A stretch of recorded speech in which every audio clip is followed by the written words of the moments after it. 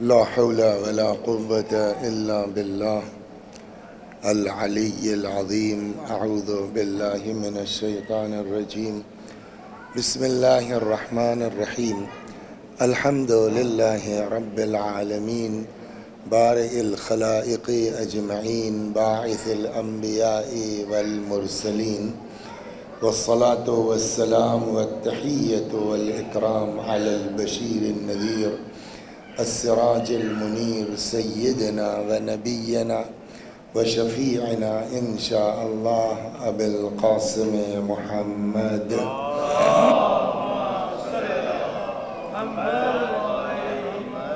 اللهم صل عليه وعلى أهل بيته مظاهر جلالك وجمالك، واللعن على أعدائهم الشاكين فيهم المنحرفين عنهم أجمعين.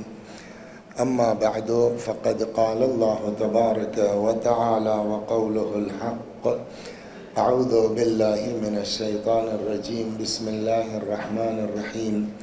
يا أيها الذين آمنوا قوا أنفسكم وأهليكم نارا وقودها الناس والحجارة. صلوات بر محمد و آل محمد.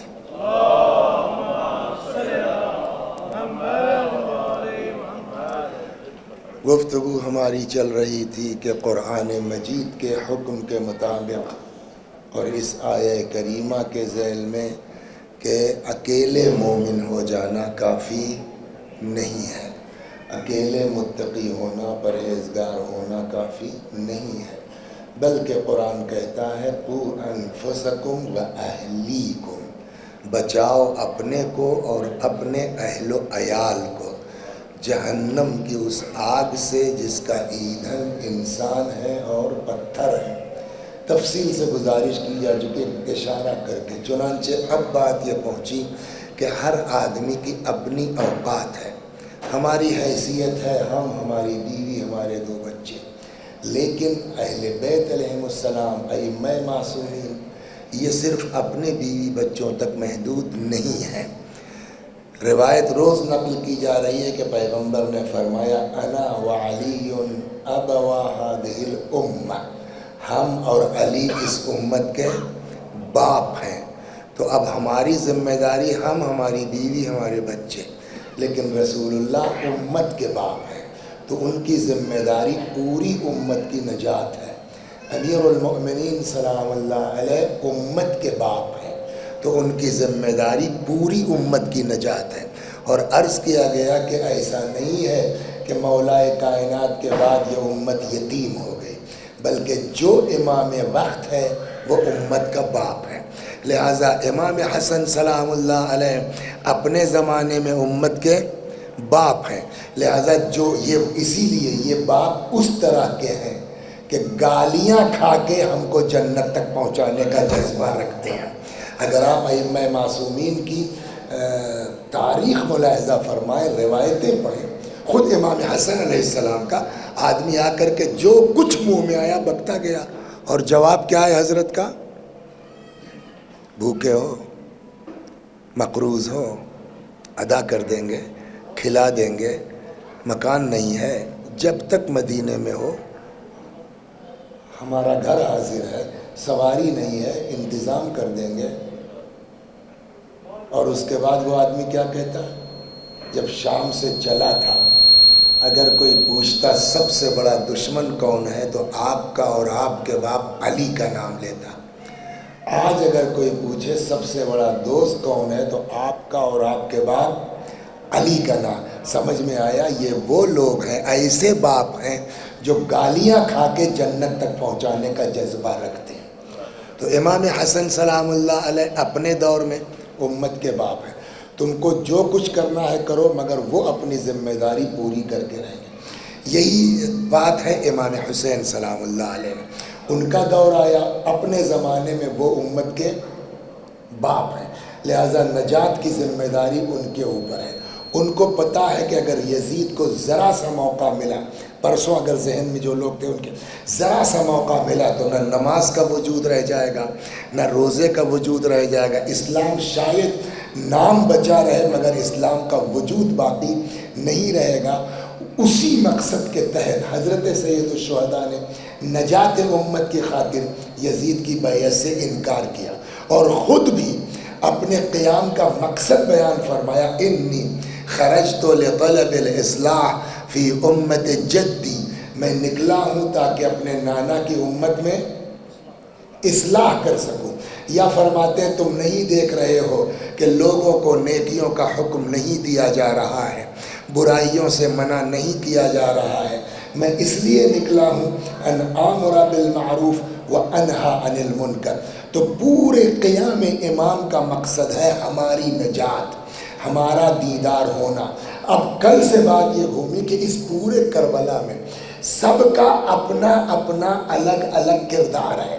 صلوات برم آج میں جس کردار پر لانا چاہتا ہوں، کل یہ گزارش کی گئی کہ جناب علی اصغر کا کردار کیا تھا۔ ان کی ذمہ داری تھی فتح حسینی کا اعلان، وہ پورے گھنٹے بھر کی اگر تقریر آپ کے ذہن میں ہو، اور اصغر نے مسکرا کے تیر لگنے کے بعد اپنے باپ کی فتح کا اعلان کر دیا۔ آج کے کردار پر گفتگو کرنی ہے، صلوات بر محمد و آل محمد۔ لیکن افسوس اس بات ہے کہ آج وقت بہت مختصر ہے، اور ظاہر سی بات ہے کہ اب وہ پھر اذان کا وقت ہو جائے گا تو پورا وقت نہیں لوں گا، بہت جلدی حضرت کے سلسلے میں آج جن کی بات کرنی ہے، کس کی کرنی ہے؟ حضرت کی زیارت پڑھتے ہیں آپ، اس زیارت میں کیا ہے؟ السلام علیکہ ایھا العبد الصالح، سلام ہو اے عبد صالح۔ یہ عبد صالح کیا چیز ہے؟ صلوات پر محمد، کیا چیز ہے یہ عبد صالح؟ بہت اسپیڈ سے گزروں گا کہ تاکہ میں 2 بجے کے اندر 2:05 2:10 کے اندر ختم کر دوں، آدھے گھنٹے 40 منٹ۔ السلام علیکہ ایھا العبد الصالح، سلام ہو آپ پر اے عبد صالح۔ یہ بندگی کیا چیز ہے؟ جب ہم بندگی، دیکھیے غرور کرنا، گھمنڈ کرنا اچھی بات۔ کون ہے اس زمانے میں جو مجھ سے بڑھیا مجلس پڑھتا ہو؟ لوگ مسکراتے ہو جائیں گے، بھائی کل سے ان کو مت بلانا، یہ آدمی بہک گیا ہے۔ کیوں؟ انسان بھی غرور کو پسند، تو جب انسان پسند نہیں کرتا تو خدا کیوں پسند کرے گا؟ وہ خود فرماتا الکبریاء اور ردائی، یہ کبریائی صرف میرا حق ہے، کسی کو حق نہیں ہے غرور کرنے کا، گھمنڈ کرنے کا۔ تو غرور کرنا اچھی بات نہیں ہے۔ میرے صاحب مجھ سے بڑھیا ڈاکٹر کوئی پورے لندن میں ہے ہی نہیں، لوگ کہیں گے اب یہ کھسک گئے ہیں، یہ ہوگا نہیں ہوگا۔ لیکن اگر میں یہ کہوں کہ میرے برابر کون ہے، میں در اہل بیت کا گدا ہوں اور غلام ہوں، تو اب آدمی وہ بات نہیں کہے گا۔ تو اس کا مطلب ہر غرور، ہر گھمنڈ برا نہیں ہے۔ زمین فخر دیکھی جائے گی، اگر زمین فخر بلند ہے تو فخر کرنے والا بلند ہے، زمین فخر پست ہے تو فخر کر۔ امیر المومنین سلام اللہ علیہ کو اللہ نے جو کچھ عطا کیا ہے، کوئی فضیلت میں ان کے برابر ہے؟ جیسے وہ خود وحدہ لا شریک ہے، اس نے امیر المومنین کو بھی فضائل میں وحدہ لا شریک قرار دیا ہے۔ کون ہے ید اللہ علی کے علاوہ؟ کون ہے عین اللہ علی کے علاوہ؟ کون ہے وجہ اللہ علی کے علاوہ؟ کون ہے لسان اللہ علی کے علاوہ؟ ہے نا؟ یہ جتنی چیزیں ہیں سب پر مولا چاہتے تو فخر کر سکتے تھے۔ میرے برابر کون ہے دنیا میں؟ میں ید اللہ ہوں، میں عین اللہ ہوں، میں وجہ۔ آج تک سنا کہ امیر المومنین نے فخر کیا ہو؟ ایک جگہ صرف ہے جہاں مولا نے فخر کیا ہے، وہ سنیے کیا ہے۔ فرماتے الہی کفا بی عزا ان اکون لک عبدا وکفا بی فخرا ان تکون لی ربا۔ پالنے والے میری عزت کے لیے یہی بہت ہے کہ میں تیرا بندہ ہوں، اور میرے فخر کے لیے یہی بہت ہے کہ تو میرا رب ہے، تو میرا پالنے والا ہے۔ تو آخر کیا چیز ہے؟ ایک بات کہنے لگے کہ صاحب وہ ہمارے مولانا نہیں آئے ہیں، ذرا نماز آپ ہی پڑھا دیجئے۔ ہم کھڑے ہوئے، ہم نے نماز شروع کی، مغرب میں تشہد پڑھا، اشہد ان لا الہ الا اللہ و اشہد ان محمدن سید الرسل. ختم ہو گئی نماز. یہ جو ہے وہ بیچارے ہمارے پڑوس کے ہیں، جو ہے بزرگوں میں ہمارے، تو انہوں نے آگے کہا دھیرے سے، میاں کیا گڑبڑ کی تم نے؟ میں نے کہا گھبرائیے مت، عشاء میں ٹھیک کر دوں گا. عشاء کے جو ہے وہ جو ہے تشہد پڑھا، اشہد ان لا الہ الا اللہ و اشہد ان محمدن خاتم انبیاء. تو دیکھیے نہ تعلقات نہ روابط، دین دین ہے، حق حق ہے. یہ کھڑے ہوئے کہنے لگے مومنین اپنی اپنی نمازیں پھر سے پڑھ لیجئے آپ لوگ. میں نے کیا ہوا؟ کہا تشہد غلط پڑھ دیا انہوں نے. میں نے کیا غلط پڑھا؟ کہ تم نے مغرب میں کہا خاتم و انبیاء ہے، عشاء میں کہا مثلا سید و رسول ہے. تو ہم نے کہا کہنا کیا چاہیے تھا آپ بتائیے؟ اشہد ان محمدن عبدہ و رسولہ. کہنا کیا چاہیے تھا؟ عبدہ. تو میں نے کہا عبد کے معنی کا بندہ، اور میں نے کہا سید الرسول کے معنی سارے رسولوں کے سردار، خاتم الانبیاء کے معنی. تو یہ عبد بڑا ہے کہ سید الرسول یا خاتم الانبیاء؟ انہوں نے کہا ہم یہ نہیں جانتے، ہم یہ جانتے ہیں جس کے صدقے میں دنیا قلب ہوئی. جب تک اس کی بندگی کا اعلان نہیں کرو گے نماز قبول نہیں ہوگی. ہو گئی نا بات؟ تو یہ کیا ہے چیز بندگی؟ یا کل بات آئی تھی حضرت عیسیٰ نے کیا کہا؟ انی عبد اللہ آتانی الکتاب وجعلنی نبیا. اللہ نے مجھ کو بندہ بنایا، کتاب دی، نبی بنایا. پلٹ کے بھی کہہ سکتے نہ، پہلے بندگی. ایک ایسے نبی ہیں جن کے پاس سارے عہدے ہیں، نبی بھی ہیں، رسول بھی ہیں، امام بھی ہیں. کون؟ جناب ابراہیم، ہے نا؟ نبی بھی ہیں، رسول بھی ہیں. کون سا عہدہ کب ملا ان کو؟ کل بھی یہ جملہ کہا تھا، شکر ادا کیجئے کہ اللہ نے ہم کو آپ کو ایسے گھر میں پیدا کر دیا کہ اہل بیت مل گئے. دنیا کا بڑے سے بڑا عالم یہ چیزیں بتا نہیں سکتا سوائے آل محمد علیہ السلام کے. امام جعفر صادق علیہ السلام نے ترتیب بتائی ہے. حضرت فرماتے ہیں ان اللہ اتخذ ابراہیم عبدا قبل ان يتخذه نبیا واتخذه نبیا قبل ان يتخذه رسولا واتخذه رسولا قبل ان يتخذه خلیلا واتخذه خلیلا قبل ان يتخذه اماما. اللہ نے ابراہیم کو بندہ بنایا قبل اس کے کہ نبی بناتا، نبی بنایا قبل اس کے کہ رسول بناتا، رسول بنایا قبل اس کے کہ خلیل بناتا، خلیل بنایا قبل اس کے کہ امام بناتا. تو سارے عہدے ہیں. سب سے پہلے کیا بنے؟ بندہ، ہے نا؟ اس کا مطلب کیا ہوا کہ بندگی وہ بنیاد ہے کہ بغیر اس کے نہ نبی بن سکتے ہو، نہ رسول بن سکتے ہو، نہ خلیل بن سکتے ہو. تو جب بغیر بندگی کے نبوت نہیں مل سکتی تو بغیر بندہ بنے ہم آپ شیعہ اور مسلمان کیسے ہو سکتے ہیں؟ صلوات بر محمد و آل محمد. تو پہلے شیعہ ہونے سے پہلے بندہ. تو اب سوال یہ کہ صاحب جب اتنا اہم موضوع ہے بندگی تو واٹس میننگ آف بندگی؟ کسے کہتے ہیں بندگی؟ اب ایک طریقہ خطابت کا اہل بیت نے سکھایا ہے، قرآن نے بھی سکھایا ہے. آپ بھی ماشاءاللہ پڑھتے پڑھتے ہیں. کبھی کبھی یہ ہوتا ہے کہ جب آپ بہت گاڑھی چیز لے کے شروع ہو جائیے تو خود پڑھنے والے کو فیل ہونے لگتا ہے کہ میں سمجھا نہیں پا رہا ہوں. اور جب یہ فیل ہو جائے کہ میں سمجھا نہیں پا رہا ہوں تو ویلوم آؤٹ آف کنٹرول ہو جاتا ہے، چیخنے لگتا ہے آدمی، پسینے پسینے ہو جاتا ہے. تو سوال یہ کہ بھائی اتنی گاڑی بات چھیڑی کیوں؟ کہا تو صاحب اتنے بڑے مسائل ہم بتائیں کیسے؟ کہ اہل بیت نے سکھایا ہے، مثال کے ذریعے آسان ہے. صلوات بر محمد و آل.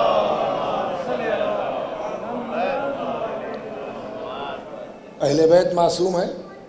بولیے واٹس میننگ آف عصمت؟ معصوم کا مطلب کیا ہوا؟ گناہ نہیں کرتے یا گناہ نہیں کر سکتے؟ دو مطلب ہوا نا، گناہ نہیں کرتے یا گناہ نہیں کر سکتے. بولیے دونوں کیسے صحیح ہو جائے گا؟ اگر آپ نے کہا گناہ نہیں کر سکتے تو مجبوری ہے. گناہ تو 4 مہینے کا بچہ بھی نہیں کر سکتا. گناہ تو جو ہے وہ 6 مہینے کا بچہ بھی نہیں کر سکتا، وہ بھی معصوم ہے. گناہ تو فرشتے بھی نہیں کر سکتے، مجبور ہیں. تو کیا اہل بیت کی عصمت بچوں کی طرح ہے؟ معاذ اللہ.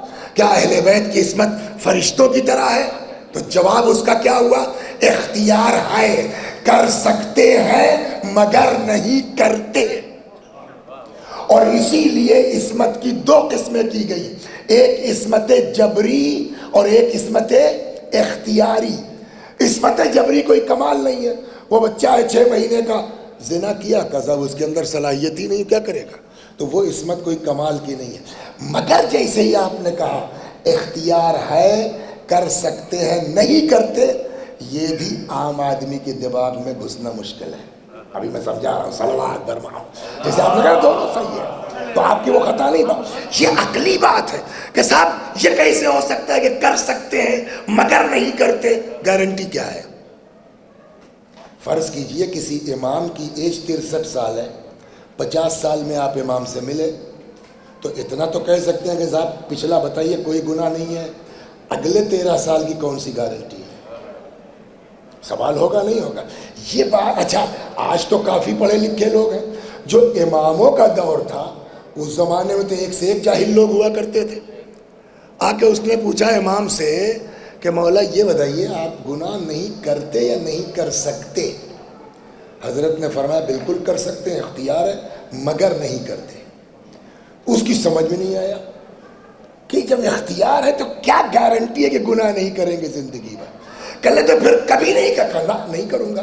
کہ اس کی گارنٹی کیا ہے؟ اب اگر امام گھنٹے بھر تقریر کر دیں اس دیہاتی جاہل کو سمجھا پائیں گے؟ امام کے بیان میں کمی نہیں ہے لیکن اس کے پاس عقل نہیں ہے نا. تو اب اس کو سمجھانے کے لیے کیا کریں؟ امام نے کچھ نہیں کہا، کہا اٹھو میرے ساتھ. آئے ایک جگہ گندا نالا، گٹر کا پانی بہ رہا تھا، کچھ نجاستیں بھی تھیں اس میں، پاخانہ یہ وہ. حضرت نے کہا یہ کیا ہے؟ کہ اللہ صاحب گندا پانی ہے نالے کا، کبھی پیا ہے؟ کہا نہ. آگے کبھی پیاس بہت شدید ہو، مرنے کے قریب ہو تو پیو گے؟ کہ اللہ کا صاحب مر جائیں گے، اس کو تو نہیں پئیں گے. امام نے کہا سکتے ہو کہ نہیں؟ کہا سکتے تو ہیں مگر نہیں پئیں گے. حضرت نے فرمایا گارنٹی کیا ہے کہ نہیں پیو گے؟ کہا صاحب گارنٹی اس لیے کہ اس کی گندگی کا یقین ہے، اس لیے مر جاؤں گا نہیں پیوں گا. کہ جیسے تم کو اس کی گندگی کا یقین ہے ویسے ہی ہم کو گناہ کی کثافت کا یقین ہے، ہم گناہ نہیں کریں گے. 1 منٹ میں حل ہو گیا نہیں ہو گیا؟ بندہ مجبور ہے کہ مختار؟ بولیے بندہ مجبور ہے کہ دونوں پھنس جائیں گے. اگر آپ نے کہا کہ بندہ مختار ہے تو پھر اللہ کیا ہے؟ کہتے ہیں کہ صاحب کوئی پتا بغیر اس کی مرضی کے نہیں ہل سکتا. ہم نے گھبرا کے کہا نہیں صاحب بندہ مجبور ہے، تو ہم نے کبھی مجبور ہے تو ثواب اور عذاب کیسا؟ چوری کی مجبور تھے، نماز پڑھی مجبور تھے، ثواب کہے گا، سزا کہے گی. ایک صاحب آ گئے امام ہی کے پاس، کہنے لگے مولا یہ بتائیے، یہ بڑا اختلاف ہے آپ کے اسلامی فرقوں میں، شیعہ سنی میں. ابو حنیفہ صاحب بڑا مزہ لیتے ہیں اس پر. تو وہ اس نے آ کے کہا کہ مولا یہ بتائیے بندہ مجبور ہے کہ مختار؟ اب حضرت اس کو کیسے سمجھائیں، اس کی سمجھ میں آئے تب نا. امام نے کچھ نہیں جواب، کہا پیر اٹھاؤ. اس نے پیر اٹھا لیا. کہا دوسرا اٹھاؤ. کہا صاحب نہیں ہو سکتا، گر جائیں گے. کہا بھائی اتنا ہی مجبور ہے، اتنا ہی مختار ہے، نہ مکمل مجبور ہے نہ مکمل صلوات برما. توجہ فرق. تو یہ ایک سلیقہ. اچھا قرآن نے بھی مثالیں دی ہیں، تو ایک سلیقہ قرآن نے اہل البیت علیہم الصلاۃ والسلام نے سکھایا ہے کہ گاڑھی بات میں بہت پسینہ مت بہاؤ، مثال کے ذریعے آسانی سے سمجھا سکتے ہو. ہم کو گفتگو کرنے کے ساتھ بندگی بہت اہم ہے، بغیر بندگی کے کچھ ہونا نہیں ہے. تو بندہ کہتے کس کو ہیں؟ 1 گھنٹہ میں تقریر کروں گا، 1.5 تو بج ہی رہا ہے، اس کے بعد آدھے سے زیادہ لوگ سوئیں گے، پھر جو ہے وہ ہمارا بھی حال برا ہوگا. تو طریقہ وہی ہے جو اہل بیت نے سکھایا، مثال. صلوات پڑھیے، مثال دیتا ہوں، بس 1 منٹ میں سمجھ میں آ جائے گا. تو دیکھیے ہر زمانے میں اسٹیٹس جو ہے کا معیار، اسٹیٹس سمبل الگ الگ ہوتے تھے. ہم لوگوں کے بچپنے میں گاؤں کا ہمارے حال تھا یہ، اور یہ صاحب ان کے یہاں ٹیلی فون لگا ہوا ہے. وہ ایک بڑا وہ تھا. یا جو ہے وہ ہم لوگوں نے لیا شروع میں بالکل. وہ ایک بیچارے شیعہ جنرل مینیجر آ گئے تھے تو ان سے کہا بھائی سم چاہیے آج سے 20 سال پہلے. تو انہوں نے کہا ٹھیک ہے مولانا 2-3 نکلوا دیا ہے. ارے صاحب وسیع صاحب سم لے کے چلتے. ایک زمانہ تھا موبائل, اب تو سب کے ہاتھ میں ہے. تو ایک دور تھا کہ جب غلام اور کنیزیں یہ اسٹیٹس مانا جاتا تھا. 5 غلام ہیں آپ کے پاس, 2 اور لے آئے تاکہ اسٹیٹس مینٹین رہے. ایسے ہی ایک صاحب گئے مارکیٹ بردہ فروشوں کے بازار میں غلام خریدنے. وہاں ان کو ایک دھان پان دبلا پتلا سا بھیا کی طرح وہ ایک غلام دکھ گیا, سمجھے آپ. تو وہ کہنے لگا بھیا کتنے کا, مثلا کہ ایسا غلام 10 روپے کا مل جائے گا 10 پاؤنڈ میں. اس نے کہا صاحب 100 پاؤنڈ. تو اس نے کہا یار اتنا جتنا کہو 10 روپے میں دلا دیں, کوئی خاص بات. کہاں خاص بات ہے کیا, کہ یہ بندگی کا سلیقہ جانتا ہے. صلوات, بس مجلس تمام ہو گئی. کیا ہوا, یہ بندگی کا بولیے سلیقہ جان. یہ بھی تھا نبض شناس. اس نے کہا اگر ایسا ہے تو میں 100 میں لینے کو تیار ہوں. لے کے آ گیا. اب اس کو جانچنا ہے کہ واقعی آتا ہے بندگی کرنا اس کو. تو جو پرانے غلام تھے کہا لے جاؤ اس کو تہ خانے میں بند کر دو. بند کر دیا گیا. کھانا بند کر دو, کھانا بند ہو گیا. ذرا 2-4 ڈنڈے لگاؤ, بلا وجہ پیٹا گیا. کچھ چیخ رہا کا نہیں صاحب کا مشکیں کسو, وہ بھی ہو گیا. جب سب برداشت کر لیا کچھ نہیں بولا کہ اچھا نکال لاؤ. نکال کے لے آئے. اب مالک نے کہا یہ بتاؤ بلا وجہ میں نے تم کو بند کیا, کہ صاحب آپ جانیے. بلا وجہ میں نے تمہاری مشکیں کسوائیں, آپ جانیے. بلا وجہ میں نے تم کو جو ہے وہ کھانا بند کیا, آپ جانیے. بلا وجہ کوڑے لگوائے, کہا صاحب آپ جانیے. تو مالک کہتا آپ جانیے کہ رٹ لگائے ہو, تم کو خود نہیں احساس ہوا کچھ تکلیف کا, کہ ایسا ہم تو ٹھہرے بندہ. بندہ کہتے ہی اس کو ہے کہ مالک جس حال میں رکھے اس حال میں خوش رہے. مطلب سمجھ میں آیا نہیں سمجھ میں آیا. تو اب بندے کی مین میننگ کیا ہوئی کہ جہاں بندے کا اپنا کوئی. اس پر امام جعفر صادق علیہ السلام بڑی زبردست جو حدیث ہے, مگر آج وقت نہیں ہے اس کا. بندہ اسے کہتے ہیں مالک جس حال میں رکھے, بولیے یعنی اصل بندگی کیا ہے, مالک کی مرضی کے مطابق بولیے چلنا. یہی ہے نا اصل بندگی. امام کاظم علیہ السلام کا زمانہ ہے. یہ ہمارے یہاں جو دینی مدرسے چلتے ہیں مکاتب, تنظیم المکاتب کے, اس کے کورس میں بھی ایک قصہ ڈالا گیا ہے. تو وہ ایک صاحب تھے جو ہے وہ, ان کے ہاں بڑے آدمی تھے جو ہے وہ, گانا باجا سب چل رہا تھا جو ہے وہ. امام کاظم علیہ السلام ادھر سے گزر رہے تھے. بشر نام تھا ان کا, بعد میں نام پڑ گیا بشر حافی. حافی یعنی ننگے پیر چلنے والا. تو گانے بجانے کی آواز آ رہی تھی, امام کا گزر ہو رہا تھا. بشر کی کنیز نکلی کوڑا پھینکنے باہر. حضرت کی نظر پڑ گئی. امام نے پوچھا یہ کس کا گھر ہے؟ اس نے کہا صاحب بشر کا. امام نے پوچھا بندہ ہے کہ آزاد؟ اب امام کا مقصد کچھ اور تھا, وہ سمجھی دنیاوی غلام. بندہ ہے کہ غلام آزاد؟ اس نے کہا اس کے خود کئی غلام کنیز ہیں, بندہ کیوں ہوتا؟ امام نے کہا وہ تو آواز ہی بتا رہی ہے کہ آزاد ہے. بندہ ہوتا تو مالک کی مرضی پہ چلتا. اندر واپس گئی. بشر نے کہا اتنی دیر لگتی کوڑا پھینکنے میں؟ اس نے پورا قصہ سنایا. وہ سمجھ گیا کون ہوگا. تیزی سے بھاگا کہ کہیں آگے نہ چلے جائیں ننگے پیر. تبھی اس کا نام پڑ گیا کیا, بشر حافی. آقا آپ کے ہاتھوں بندہ بننا چاہتا ہوں. میرے خیال میں اتنا کافی ہے سمجھانے کے لیے. اب سر بتائیے بندگی کا مطلب کیا ہوا؟ مالک کی مرضی میں اپنے آپ کو بولیے ڈھال دینا. جب ہم کہتے میرے خیال میں, جہاں یہ آیا میرے خیال میں, بندگی گئی. خدا کے مقابلے میں ہمارا خیال ہی کیا اوقات رکھتا ہے. یہ چیز مین ہے. تو اب مالک کون ہے؟ بولیے سر, آپ بہت توجہ سے تو پہلے دن سے سن رہے ہیں اس لیے بولیے. مالک حقیقی کون ہے؟ اللہ. بندگی کیا ہے؟ اس کی مرضی پہ چلنا. اس کی مرضی کیسے معلوم ہوگی؟ یا تو وہ خود آئے یا ہم جائیں. نہ وہ آ سکتا ہے نہ ہم جا سکتے ہیں. تو اب ضرورت ہے ایک میڈیٹر کی، ضرورت ہے ایک میسنجر کی، جس کے اندر دو چیزیں ہوں، ایک تو جسم رکھتا ہو، دوسرا نوری ہو۔ نوری اس لیے ہے تاکہ ادھر سے پیغام لے سکے، جسم اس لیے ضروری ہے تاکہ ہم سے بات کر سکے، ہم تک پہنچا سکے۔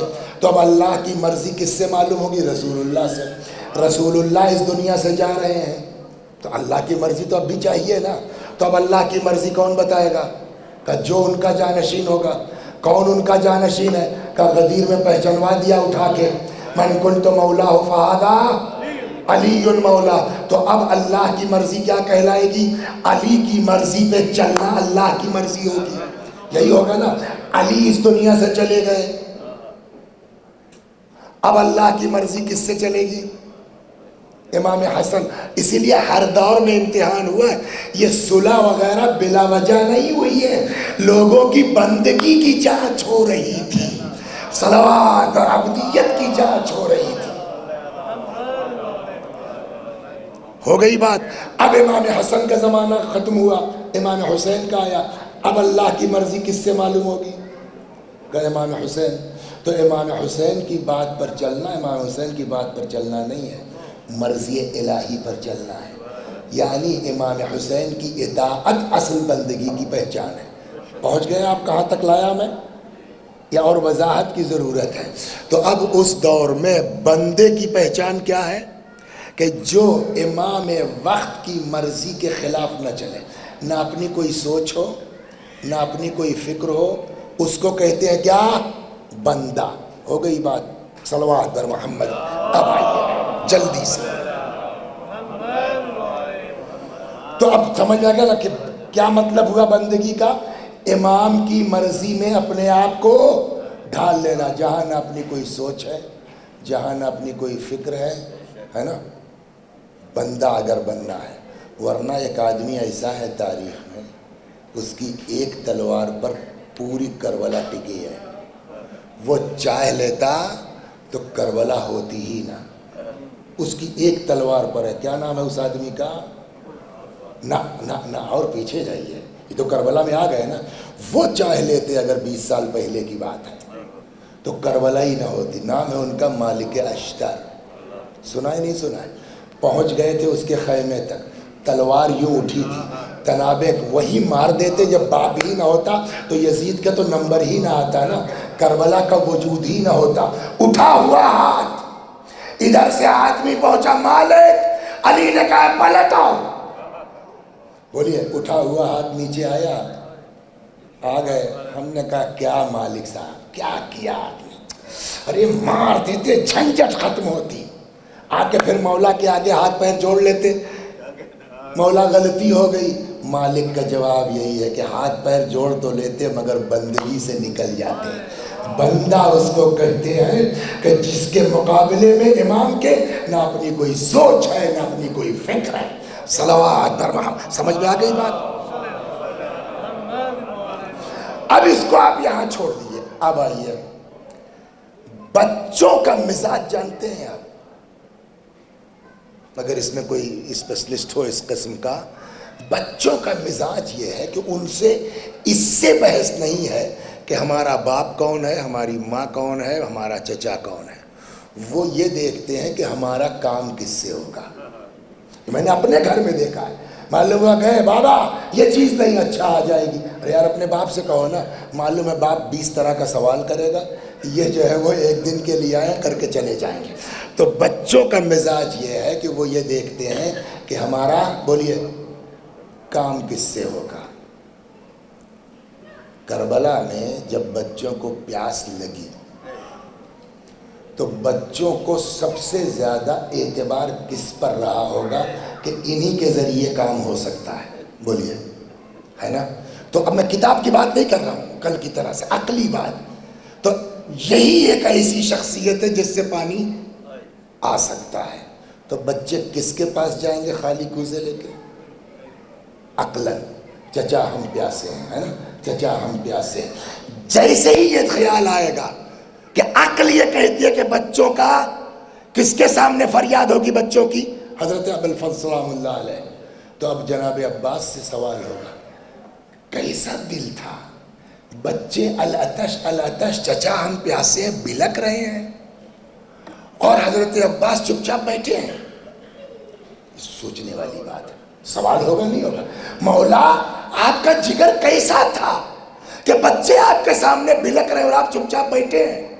عجب نہیں، حضرت عباس جواب دیے، تم سے کس نے کہا میں چپ چاپ بیٹھا تھا؟ ہم نے کہا تب پڑھو کتابیں۔ اب جب کتابیں پڑھی تو معلوم ہوا کہ نہ، بیٹھے تو نہیں تھے۔ عاشور کے دن حضرت عباس نے کنویں پر کنویں کھودے، کاہے کے لیے؟ تاکہ پانی نکل آئے، بچوں کی پیاس بجھ جائے۔ اس کو پھر یہیں چھوڑیے۔ کربلا میں بعض روایتوں میں ہے 4000 اور کسی نے 10 بھی لکھا ہے، لیکن ایک آدمی کے لیے 4000 بھی کم۔ یہ 4000 کی اسپیشل فورس تھی جس کا کام کچھ نہیں تھا، ان سے بقیہ فوج سے مطلب نہیں ہے۔ ان کا کام ہے فرات کے کنارے پہرا دینا، ایک قطرہ پانی جانے نہ پائے۔ سنا ہے نا؟ یہ 4000 سپاہی کہاں مر گئے تھے؟ جب حضرت عباس گئے ہیں، فرات میں گئے ہیں، داخل ہوئے ہیں، مشکیزہ بھرا ہے، بھر کے نکلے ہیں، یہ 4000 کہاں چلے گئے؟ تو ایک یہ کہ صاحب دہشت ایسی تھی کہ بھاگ گئے۔ آپ کے جونپور ہی کے ہم لوگوں کے سینئر رہے مولانا محسن صاحب، بعد میں وہ سحر ٹی وی وغیرہ میں آ گئے تھے، اب تو ریٹائر ہو گئے۔ ان کا ایک بڑا زبردست شعر ہے، وہی سمجھ میں آتا ہے، اس کے علاوہ کچھ ہو نہیں سکتا، کہ بھائی 4000 لوگ لگے ہیں نا، کاہے کے لیے؟ پہرا، ایک قطرہ پانی جانے نہ پائے۔ یہ 4000 گئے کہاں؟ اگر یہ وہاں تھے تو حضرت عباس اکیلے بغیر تلوار کے، خالی نیزہ لے کے کیسے فرات میں چلے گئے بھائی؟ سوال ہے نہیں ہے؟ تو ہمارے سمجھ میں کوئی جواب نہیں آیا، سیدھی بات، کم عقلی کہیے، کم علمی، لیکن اس شاعر کی بات سمجھ میں آئی۔ وہ کہتے ہیں کہ اس میں ہوا یہ کہ اتنی دہشت تھی حضرت عباس کی کہ کوئی یہ تھوڑی دیکھ رہا ہے کہ تلوار ہاتھ میں ہے کہ نہیں ہے۔ وہ ارے بھیا عباس روانہ۔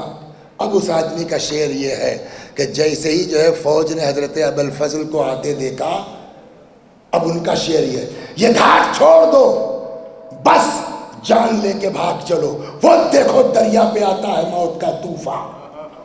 اس کے علاوہ کوئی جواب سمجھ میں؟ بولیے۔ جب اتنی شجاعت ہے، پھر سوال واپس آئے گا، آپ کی جب اتنی دہشت تھی تو یہ کنواں کھودنا زیادہ آسان تھا یا تلوار لے کے جاتے؟ صاحب آپ امام ہیں، آپ کا کلیجہ بڑا ہے، آپ برداشت کیجئے، ہم سے تو بچوں کی پیاس نہیں دیکھی جاتی، ہم تو جا رہے ہیں۔ لے کے تلوار آتے، کلا کما کرتے، مشکیزہ بھرتے، لے کے چلے آتے، بچوں کی پیاس بجھ جاتی۔ وہ آسان تھا یا کنواں کھودنا؟ کیا جواب ہوگا؟ ابھی تم نے بندگی کی تعریف کیا بتائی؟ بندہ اسے کہتے ہیں جس کی اپنی کوئی سوچ نہیں، اپنی کوئی فکر نہیں، جو اپنے آپ کو امام کی مرضی میں ڈھال دے۔ اسی لیے تو آپ زیارت میں پڑھتے ہیں السلام علیکہ ایھا العبد الصالح۔ سب کچھ ہونے کے باوجود کر سکتے تھے، مگر جب تک امام کی مرضی نہیں ہوگی تب تک قدم آگے نہیں بڑھے گا۔ آئے، جب بہت ہو گیا تب آئے، کہنے لگے کہ آقا یہ دل اس سینے میں بڑی تنگی کر رہا ہے۔ حضرت نے فرمایا کہ تم میری فوج کے علمدار ہو یا سردار ہو۔ اعتراض نہیں کیا، مگر اتنا پوچھا وہ فوج کہاں ہے جس کا میں علمدار ہوں؟ پھر بھی امام نے جنگ کی اجازت نہیں دی۔ روایت کا جملہ سناؤں آپ کو، فرماتے ہیں ان عزمت علی الجہاد فاطلب لہؤلاء الاطفال قلیلا من الماء۔ بھیا اگر جہاد پہ جانے کا دل چاہ رہا ہے نا تو ایک کام کرو، پہلے ان بچوں کے لیے پانی کا انتظام کر دو۔ کربلا میں ایک خیمہ مخصوص تھا مشکیزوں سے۔ روایت کہتی ہے حضرت ابوالفضل سلام اللہ علیہ آئے اس خیمے میں کہ ایک مشکیزہ لے لیں۔ کیا دیکھتے ہیں کہ چھوٹے چھوٹے بچے اس خیمے میں اکٹھا ہیں اور جن مشکیزوں میں کچھ نمی ہے اس کو اپنے سینے سے لگا کے بیٹھے. سوچئے آقا کے دل پہ کیا گزر گئی ہوگی. مشکیزہ لیا، فرات میں داخل ہوئے، مشکیزے کو بھرا، چلو میں پانی لیا. فذکر عطش الحسین ورمى الماء بیدہ.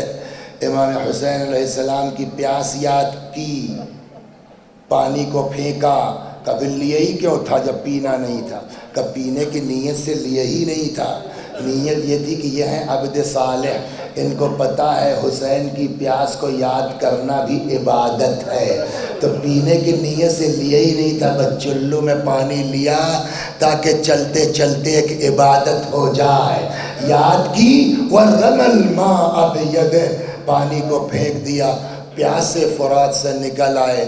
ابھی چند قدم چلے تھے کہ پیچھے سے ایک شقی نے ایسا وار کیا کہ داہنا بازو قلم ہو گیا. اس میں شعراء بھی ہو سکتا ہے ہوں، آپ بھی ماشاءاللہ اچھا پڑھ رہے تو خدا توفیق دے. کسی کی انگلی کٹ جائے تکلیف ہوگی نہیں ہوگی، اور آپ اس سے کہیے بھیا ذرا ایک قصیدہ کہہ دو، محفل ہے، سلام کہہ دو، شب بیداری ہے، یا دو، ارے بھیا میری انگلی کٹی ہوئی، ایسے ہی درد ہو رہا ہے پڑھنے کی اس وقت. جس کی انگلی کٹی ہو وہ پرانا کلام بھی نہیں پڑھ سکتا، جس کا بازو قلم ہو گیا ہو اس کا ذہن اتنا آمادہ کیسے کہ اسی وقت شان امامت میں کلام کہے اور پڑھتا جائے. ادھر داہنا بازو قلم ہوا، ادھر حضرت عباس نے شان امامت میں قصیدہ شروع کیا. واللہ ان قطعتم یمینی انی احامی ابدا عن دینی وعن امام صادق الیقین نجل النبی الطاہر الامین. خدا کی قسم اگر تم لوگوں نے میرا داہنا بازو قلم کر لیا تو یہ دماغ سے نکال دو، میں اپنے امام کی حمایت کرتا رہوں گا. وعن امام صادق الیقین، اس امام کی حمایت کرتا رہوں گا جس پر میرا سچا عقیدہ ہے. نجل النبی الطاہر الامین، جو اس نبی کی نسل میں ہے جو پاک ہے اور امین ہے. آگے بڑھتے جا رہے ہیں، دوسرا بازو قلم ہوا، مگر صرف ایک مقصد ہے، کسی صورت سے بچوں کی پیاس بچ جائے. کہ اتنے میں ایک شقی نے ایسا تیر مارا، مشکیزہ چھدا، پانی بہنے لگا، حضرت کی آس ٹوٹی، رہوار کو موڑ دیا. اللہ اللہ اللہ. بس ایک سی مرحوم ہے، میں 2 مسائل پڑھوں گا بس، اور جو دونوں حضرت نے خواہش کی، مگر اس سے پہلے ایک داستان. باب الحوائج ہیں یہ. آج 8 محرم ہو گئی، شب 9 ہے، 1-2 دن اور بچا ہے. جو زندہ رہے گا وہ اگلے سال ماتم کرے گا.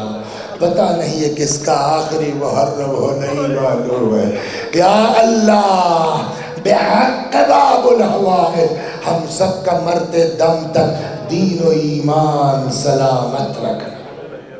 باب الحوائج ہے یہ، جس کی جو دعا ہے مانگیے حضرت سے. اللہ اکبر. مرحوم شیخ جعفر شوستری رحمت اللہ علیہ رضوان اللہ علیہ فرماتے ہیں حرم حضرت عباس میں دعا اور عبادت میں مصروف تھا. اتنے میں ایک تابوت لایا گیا، ساتھ میں 12-13 سال کا لڑکا ہے. تابوت رکھ دیا گیا، لڑکا زری کو ہاتھ پکڑتا ہے، کہتا آقا یہ میری ماں ہے، دنیا میں اس ماں کے علاوہ میرا کوئی نہیں ہے، آقا میری ماں کو شفا. ایسا گڑ گڑا رہا تھا. مرحوم شیخ جعفر کہتے ہیں میں دعا کی کتاب بند کر کے آیا، میں نے بڑھیا کی حالت دیکھی، میں نے کہا بیٹا اس کا آخری وقت ہے، نزا کا وقت ہے، جاؤ کفن و دفن کا انتظام کرو. گھور کے اس نے مجھ کو دیکھا. آپ عالم ہیں، آپ مولانا ہیں، آپ کو پتہ نہیں ہے غیر ان کے یہاں سے لے جاتے ہیں. تو اس کا ہم نے جذبہ دیکھا. میں نے کہا بھیا تم جانو، تمہارے مولا جانے. میں اپنی دعا میں لگ گیا. اتنے میں اس نے کہا ایسی بات کہی میں ہل گیا. یہ کیا جسارت ہے؟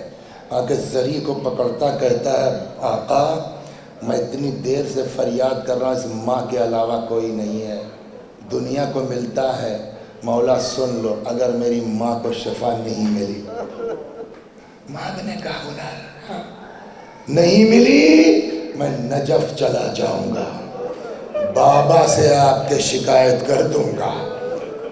شیخ جعفر فرماتے ہیں میں ہل گئی، کیا بدتمیزی ہے، اور لڑکے نے صرف کہا نہیں صاحب، وہ نکل گیا۔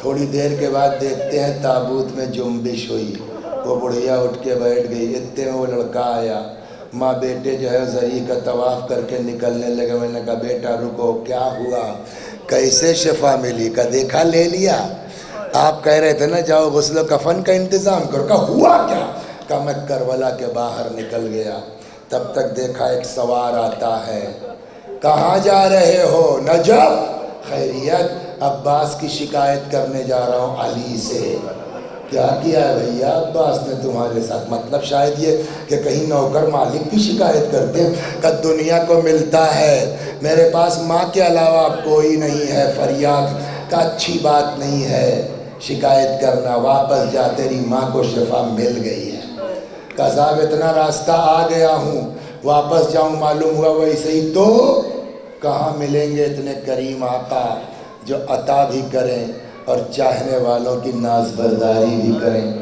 فرمایا نہیں یقین آتا، آؤ میرے گھوڑے پہ سوار ہو جاؤ، میں تم کو نجف و کربلا پہنچا دیتا ہوں، اپنی آنکھ سے ماں کو دیکھ لو، اگر شفا مل گئی تو ٹھیک، نہیں میں وعدہ کرتا ہوں میں اسی گھوڑے سے تجھ کو نجف پہنچا دوں گا، دل کھول کے شکایت کر لینا بس نا۔ کہتا ہے کہ جیسے انہوں نے یہ کہا تو میں نے کہا ٹھیک ہے، آگے بڑھا، گھوڑا طویل القامت تھا، میں نے کہا ذرا اپنے ہاتھوں کا سہارا تو دیجئے تاکہ سوار ہو سکوں۔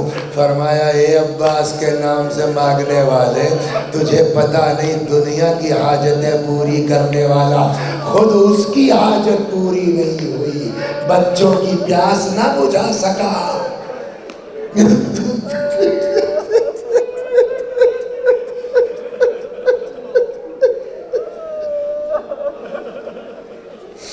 بس دو جملے اور ختم دعا، ماشاءاللہ 2 بجے کے بعد بھی اس طرح سن رہے، خدا آپ کے ذوق سماعت میں اضافہ کرے انشاءاللہ۔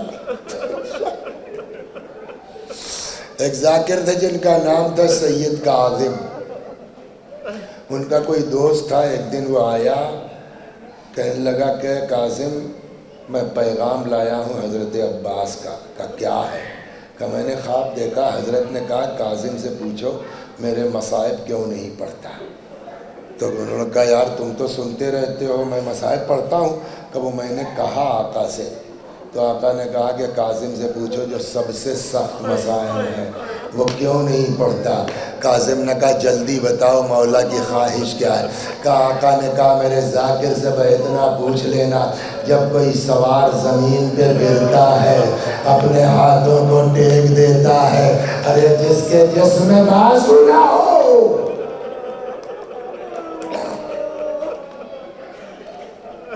مشکیزہ چھدا، بس 2 جملے تمام، مشکیزہ چھدا رہوار کو موڑ لیا، اب تو مایوس ہو گئے نا، جب پانی نہیں لے جا سکتے تو اب خیمے میں جا کے کریں گے کیا، اتنے میں پیچھے سے ایک گرز پڑا، حضرت کا سر شگافتہ ہوا، امام کو آواز دی، حضرت آئے، بس 2-3 جملے اور تمام، سر کو زانوؤں پہ رکھ لیا، بھائی بھائی سے باتیں کر رہا ہے، کوئی خواہش ہو تو بولو، کوئی تمنا ہو تو بولو، فرمایا بھیا میری لاش خیمے میں نہ لے جائیے، کیوں، میں نے بچوں سے پانی کا وعدہ کیا تھا، میں نہیں چاہتا بغیر پانی کے میری لاش بھی خیمے میں جائے، آپ کہتے تھے نا میں سردار لشکر ہوں، بیویاں سردار کی لاش دیکھ کے برداشت نہیں کرتا، بھائی بھائی سے باتیں کر رہا تھا، کہتے اتنے میں موت کا پسینہ آیا، حضرت نے ایک ہچکی لی، روح نکل گئی. اب بس دیو 1 منٹ امام حسین کی کیفیت سنا دوں. وہی بھائی جو بھائی کا سر زانوں پہ رکھے محبت سے باتیں کر رہے تھے، جیسے ہی عباس کی روح نکلی امام نے سر زمین پہ رکھ دیا، کھڑے ہو گئے، کمر پہ ہاتھ رکھتے ہیں، آسمان کو تکتے ہیں، اپنے آپ کو عباس کے لاشے پہ گرا دیتے ہیں. بھائیا کمر ٹوٹ گئی. تدبیر کی راہیں بند. 1-2 بار نہیں، روایت کہتی بار بار میرا مولا اٹھتا تھا، آسمان کو تکتا تھا، عباس کے لاشے پہ گرا دیتا تھا، اور یہی جملہ بار بار الان انکسر ظہری. بھیا کمر ٹوٹ گئی ہے، کب تک روئیں گے؟ آگے بھی ذمہ داریاں ہیں. عباس کی وصیت لاش مت لے جائیے گا. لاش کو وہیں چھوڑ دیا، علم لے کے چلے. اب شروع میں کیا کہا؟ بس مجلس تمام ہو گئی. بچوں کی ٹھارس بندھ گئی ہوگی نا، اس لیے کہ بڑا اعتبار تھا عباس کی شجاعت پر نا. تو جب عباس مشکیزہ لے کے چلے ہوں گے تو بچوں نے یہی کہا بس اب گھبرانے کی بات نہیں ہے، اب تو چچا جا رہے ہیں، اب تو پانی آ ہی جائے گا. میں بتاؤں کتنا اعتبار تھا. بچے اس اطمینان میں ہیں کہ چچا پانی لے کے آ رہے ہوں گے کہ ادھر بچوں کو کچھ نہیں پتا. امام نے علم اٹھایا، خیمے کی طرف بڑھنا شروع. جیسے ہی علم نظر آنے لگا بچے خوش ہو گئے. وہ دیکھو علم آ رہا ہے، وہ دیکھو علم آ رہا ہے، چچا آ رہے ہیں. لیکن اور جب قریب ہوئے اب بچوں نے دیکھا کہ علم تو عباس کے ہاتھ میں نہیں ہے، امام کے ہاتھ میں ہے. تب بھی اصل یہ مصائب ہے. امام حسین کے ہاتھ میں علم کو دیکھنے کے باوجود بچوں کے یہ دماغ میں نہیں آیا کہ چچا شہید ہو گئے. ان کے دماغ میں تھا ان سے کون جیت سکتا، ان کو کون مار سکتا. یہ کہاں سے کہا تم نے؟ کہتے ہیں جب امام علم لے کے خیمے میں پہنچے وہ کم سن بچی آ گئی. کہتی ہے بابا اینا عمنا العباس حال یجاہد. بابا ارے میرے چچا عباس کہاں رہ گئے؟ کیا ابھی تک وہ جہاد ہی کر رہے ہیں پانی کا؟ اب میرا مولا کیسے بتائے؟ بیٹا چچا شہید ہو چکے ہیں، اب پیاس بجھانے والا تمہارا اس دنیا میں نہیں. وَسَيَعْلَمُ الَّذِينَ ظَلَمُوا أَيَّ مُنْقَلَبٍ يَنْقَلِبُونَ. إِنَّا لِلَّهِ وَإِنَّا إِلَيْهِ راجعون.